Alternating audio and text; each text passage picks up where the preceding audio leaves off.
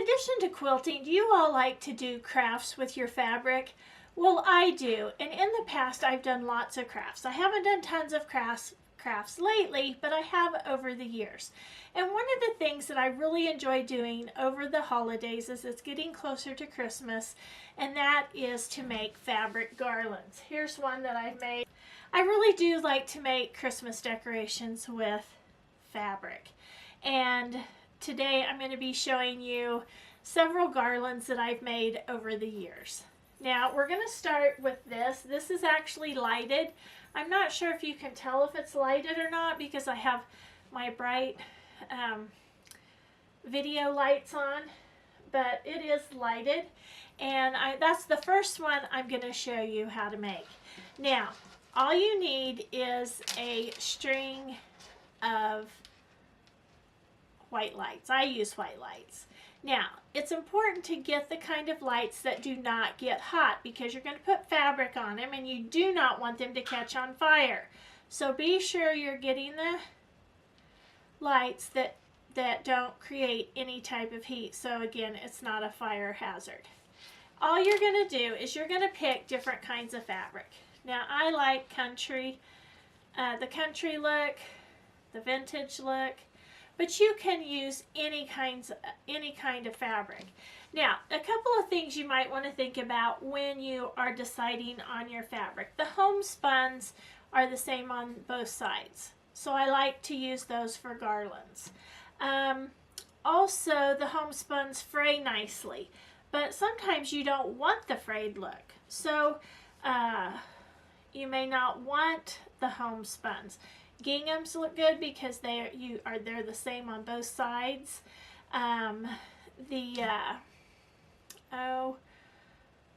Batiks will work nicely because they are the same on both sides. So that may be one thing you want to consider if they have, if they're colored on both sides and if they fray nicely. But you can choose any kind of fabric. You can do this for Halloween. You can do it for Valentine's Day. You don't have to just do garlands at Christmas time. I think garlands are pretty neat. Okay, now before you get busy tying these on there, you want to be sure your lights work. So be sure to plug them in and check. And all you're going to do is you're going to take these strips and you're just going to tie them on there. And there is no right or wrong way to do these. And then you're just going to push them together. These strips are cut 2 by 7 inches. And you can see, you can kind of alternate them. You don't want them all just going the same way or you're going to have that kind of look. But if you, twist them, then they're going to look a little bit fuller. I'll do one more so you can see just a little bit. And again, you can do these in any color of fabric you want. Now, I often use cheaper types of fabric for this. I don't always use my expensive quilt shop fabric. I will buy less expensive fabrics for crafts. And again, you can just see how that looks overall. Okay, now the next garland I want to show you is a garland that I made using jute, and again, just the fabric. I had strands of beads that were red, and I just cut those apart so I could make my own. On these I took old spools or decorative spools and just hot glued little pieces of fabric on there. Or you could even leave them plain if you wanted to use vintage spools. And I just, would alternate the beads, the fabrics, the spools. And you can see these are so cute. To decorate with. And here you can see I have black and white beads here that you could use. If you were doing it for the holiday, you could you know, for Thanksgiving or Halloween, you could do black and oranges. You can put some grays in there. You could cut these apart and do it just like I've done these. You could even use spools too if you wanted it for your quilt room. Now, for some other ideas of things you could use buttons. You could use bells. Look at these cute little bell-shaped bells. You could even use, you know, old antique spools of thread. Here's a spool. I have a bunch of these where somebody's, you know, marked all over them. You could maybe sand that off if you want to go to the work to do that, or you could just cover it with a strip of fabric and hot glue it like I did these smaller ones. But as you can see, it just makes a great garland. Now to start these, this is all I did with these. I use jute as the base, as the string for all of mine, except for the ones that are lighted. Okay, so on one end, all you're going to do is just tie a knot. And that's going to give you like kind of a hanger type thing where you can anchor that. On the other end, you just want to use a big needle. These are huge. These must be some sort of upholstery needles. They have plastic ones that you can get. And, you know, these are easy to thread spools on. You can easily put the bells on there. And then, you know, you're just going to, in between those, you're going to be tying your fabric and putting beads on if you'd like. But the options for making these garlands are endless. Really, all you need to do is look around and see what you have in your quilt room or your craft room to make those. And again, don't forget about using the black and white. Yeah, actually, you can use black and white and red for Christmas. That's really popular, or just the black and white.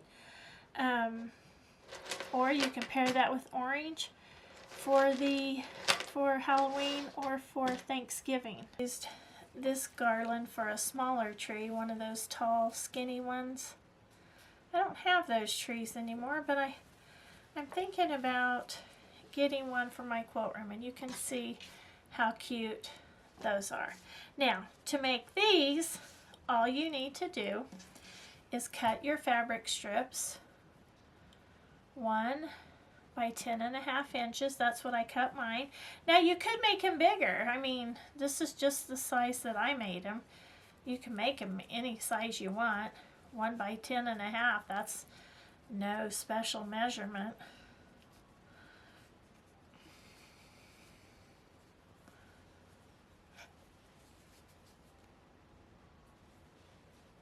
Okay, then you just add your next one.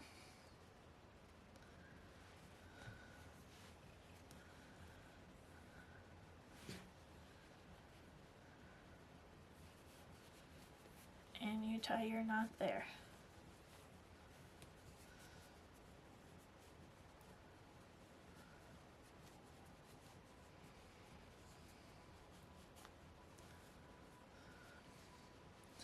And you just keep adding to that until you have the desired length that you need.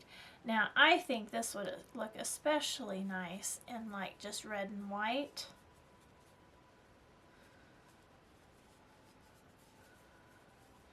Maybe I'll do red and white next year and decorate in just red and white. You just keep adding to that to get the length that you want. This reminds me of the old paper chains we used to make as kids. Okay, but there's that one. Okay, the next one I want to show you is just a burlap garland. And I just used a roll of, I guess, burlap ribbon. I don't know if this is really considered ribbon, but I think it is like ribbon. And I like to buy them at the end of the year when they're 50% off. But I use these on my tree. I've been using these on my tree for several years because we just do easy country decorations for our tree. But you can see how neat that looks. Okay, so let me show you how you make these. Okay, so again, you're just going to purchase this burlap from Hobby Lobby or Walmart, either one. And you're going to cut out a big long piece of jute. You're going to need to make it long, pretty long. You're going to thread the jute onto your needle, and then you're just going to sew just like great big basting stitches down the middle of the garland. And there is no exactness about this. You don't need to draw a line. I've made lots of these over the years.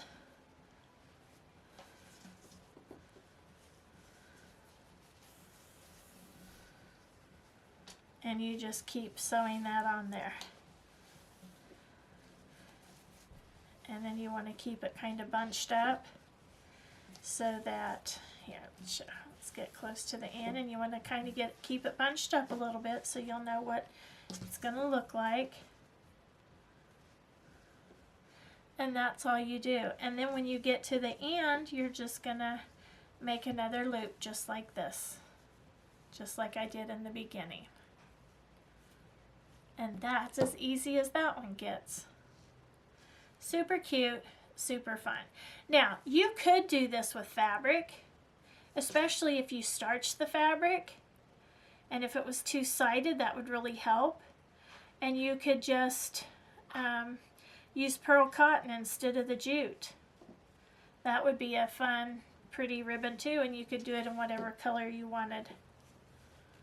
Now this is just a garland, and these are 2-inch strips, and all I'm going to do is braid it. And I am going to tie this off to my light post, and then I'm just going to braid these strips, and I'm going to leave it kind of ragged, and you can just make a braided garland that looks like that. Now in the comments below, again, don't forget to tell me what kind of garlands that you like to make if you've ever made them. And tell me about some other Christmas crafts that you like to make. Now, over the years, I've made a lot of different Christmas ornaments using fabric and pine cones and, you know, just stuff you find around your house. But if you're interested in seeing more videos like this one, be sure to let me know in the comments below. And until next time, have fun quilting.